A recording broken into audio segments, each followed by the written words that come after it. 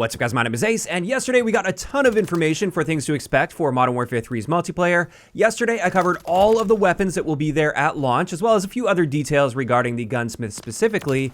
Today we're going to be covering all of the class items like perks and equipment and field upgrades and score streaks. And let's just dive right into this, starting it off with perks, or I guess they call it gear in this game, and let's cover the vests. And as you can see here, the vests will affect your equipment slots, your gear slots, or your other perks, I guess they're called, and all of them also come with a unique sort of perk attached to them. Now, in the beta, we had access to the infantry vest, the engineer vest, the gunner vest, and the demolition vest, and as far as I can tell here, nothing has changed with those, so I'm not going to cover those in great detail, but obviously you can pause the video and check those out if you're interested in that. Instead, we're going to focus on the vests that we haven't seen yet, and the first one is the CCT comms vest. And with this, it eliminates your ability to use tactical or lethal equipment, but you can still use a field upgrade. And just like with the engineer vest, you get gloves, boots, and 2 pieces of gear. Additionally, it actually has a few perks attached to it. The first one is it increases the duration that enemies will stay on the radar. I'm curious to see if that follows them in real time, kind of like the UAV bug we've been seeing in Modern Warfare 2, or if it's just going to take longer for their stationary dot to fade away. But on top of that, it's going to zoom out your radar for you, so you'll be able to see more on the minimap. And that also applies to any allies that are nearby. And then finally, any enemy that you kill will drop an intel pack, and then when you walk over and collect that intel pack, you will get a radar ping from that location. And this also applies to nearby allies as well. So this vest is looking really solid, and I'm glad to see we have another vest outside of the engineer vest that gives you access to 2 pieces of gear instead of just 1. I actually see myself using this one a decent amount. As for the final vest we've got here, this is the overkill vest, and with this one, it eliminates your ability to use a field upgrade. However, you get all the standard gear slots, so you just get gloves, boots, and 1 piece of gear. And with this, it increases your weapon swap speed, as well as it opens up the ability to reload while sprinting. Overall, this one seems quite weak, and I don't see much reason to use this. In either case, those are all the vests we'll have available at launch. I am hoping they'll consider adding more of these vests down the road, because I think we could see some more interesting combinations come into play here. But time will tell on that one. In the blog post, they mentioned that there will be more equipment coming down the road, and I think they were just referring to equipment as like a vague general term, so that could potentially include things like vests or other gear as well. In either case, let's move into the gloves category, and we only had 3 gloves available in the beta. We had the quick grip gloves, the scavenger gloves, and the commando gloves. Whereas in the full build, we're also going to have ordnance gloves, which allow you to throw equipment farther, and it resets the fuse timer on a thrown back grenade. We have the marksman gloves, which will reduce sway and flinch while aiming down sight. I think this one is going to be a bit of a crutch, especially when you look at how weak many of the other gloves are. I don't see too much reason to use other gloves unless you're going for a more niche build, aside from perhaps the final pair of gloves here, which is the assault gloves. And with this, while jumping, your accuracy and your time to aim down sight is improved. So it appears this will be reducing or potentially even eliminating that aim down sight delay that you get when you're trying to aim down sight while jump shotting. So yeah, still a pretty weak category here. I'm most likely going to be sticking to the marksman gloves, the assault gloves, or maybe scavenger gloves if I'm really trying to streak up. After that, we have the boot category, and we actually had access to almost all of these in the beta build of the game. In fact, the only pair of boots we didn't have access to in the beta were the running sneakers. And with these, all they do is they increase your attack sprint duration and reduce the refresh time, just like the infantry vest does, which, by the way, if you stack the piece of gear with the vest that has the same perk, it won't stack the perks together. Instead, it'll just convert your perk into a different perk, which is all stated in the menus, but I didn't want to overcomplicate these graphics for you guys. But then finally for perks, this leaves us with the gear category, and we've got a lot of pieces of gear here. Everything on the left side we had access to in the beta build of the game, whereas everything on the right side of the graphic here, this was not available in the beta. This is all going to be brand new to the full build of the game. So let's start off with Data Jacker, and with this one, it's just like the effect you get from the CCT comms vest, or at least part of that effect, where when you kill an enemy, they will drop a smartphone, and when you collect that smartphone, it will generate a radar ping from that location.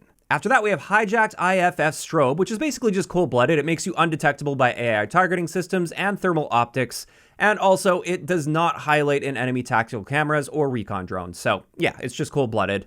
Then we have the Threat Identification System, and with this, when aiming down sight, it will automatically ping enemy locations in your crosshairs. And honestly, I don't really like the sounds of this perk, especially for multiplayer. I could maybe see it being a bit more useful for Warzone or something. But in something like multiplayer, I think I'm probably going to get annoyed with teammates using that to some degree at least. Next, we have the mag holster, which was kind of teased in the beta build of the game, but we weren't 100% sure what it would do. Now we are. This is fast hands, essentially. It improves your reload speed, and this is excellent. It does make more sense in this gear category rather than in the gloves category, because if it was in the glove category, it would be the obvious choice.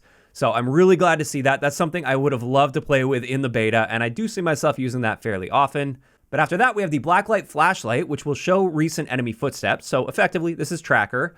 And then finally, we have signal jammer. And with this, it emits a signal that disrupts placed enemy claymores and mines, and it warns of nearby enemy equipment. And with that, that's all of the perks that we're going to have access to at launch for Modern Warfare 3. And overall, I think it's looking pretty good. Like I said, though, I think there's room for some more vests to come into the equation. I'd like to see some more combinations open up. And another thing that caught my eye here is there isn't going to be any perk in the game that allows you to heal faster, like ICU from Call of Duty Ghosts, or Quick Fix from Modern Warfare 2, where when you get a kill, it will trigger your healing immediately. And honestly, I'm a bit disappointed to hear that. I was really hoping there would be some form of a perk, whether that's attached to a vest or one of the pieces of gear, for instance, that would allow you to improve your healing time. Now, we will have Battle Rage in the equipment section, which we're going to get into in a little bit, but I was hoping for a perk rather than a piece of equipment that would allow you to do this. In either case, let's move on to the equipment in the game, and we'll start this off with the tactical equipment. There's honestly no big surprises here. We've got the stun grenade, battle rage, smoke grenade, scatter mine, which you had access to in the beta, the decoy grenades coming back from Modern Warfare 2, as well as the flash grenade.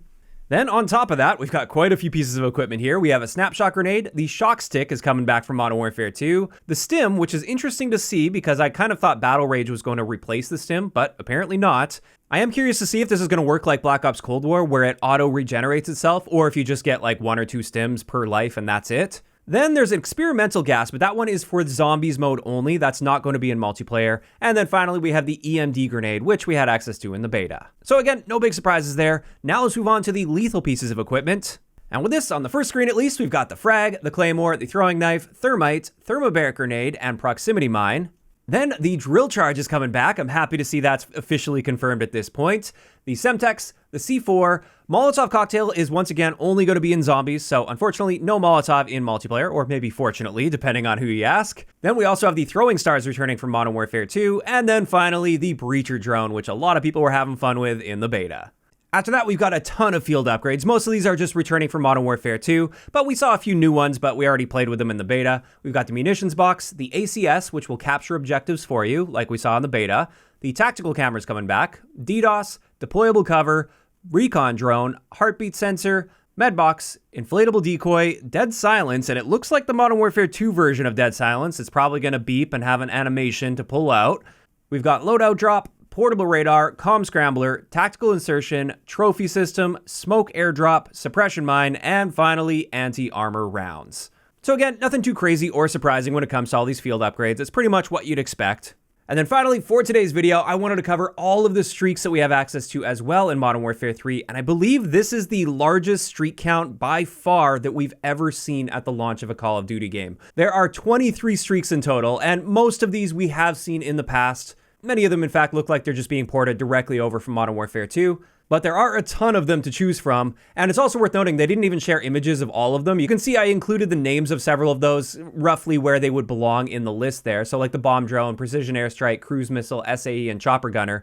Those are also in the game, there's just no images here. And I'm not going to read out every single one of these just because there's so many, and you guys can read it for yourself, but that is a lot of streaks to choose from. I'm just hoping there's going to be some reasonably powerful streaks this time around, because I feel like, especially in many recent Call of Duty games, they really like to keep the streaks toned back compared to back in the day when you could really go off with them. At least one thing's for sure, the original Modern Warfare 2 maps, the one that we're going to have access to at the beginning of Modern Warfare 3, most of them are very good for aerial streaks. There's not a ton of overhead cover, and therefore chopper gunners and gunships should hopefully be very powerful, at least on most of the launch maps. And with that, that's pretty much it. That's everything they shared. There's just one last thing that I wanted to mention here that unfortunately wasn't shared, and therefore it's likely not going to be there at launch. This is Specialist, where you're able to earn perks instead of kill streak rewards as you go on a streak in the same life. I was really hoping they'd include that as like a vest, for instance. It would limit you in some other way and prevent you from getting streaks, but allow you to get more perks in the same life. And it's just really unfortunate that it appears we won't be seeing this at launch,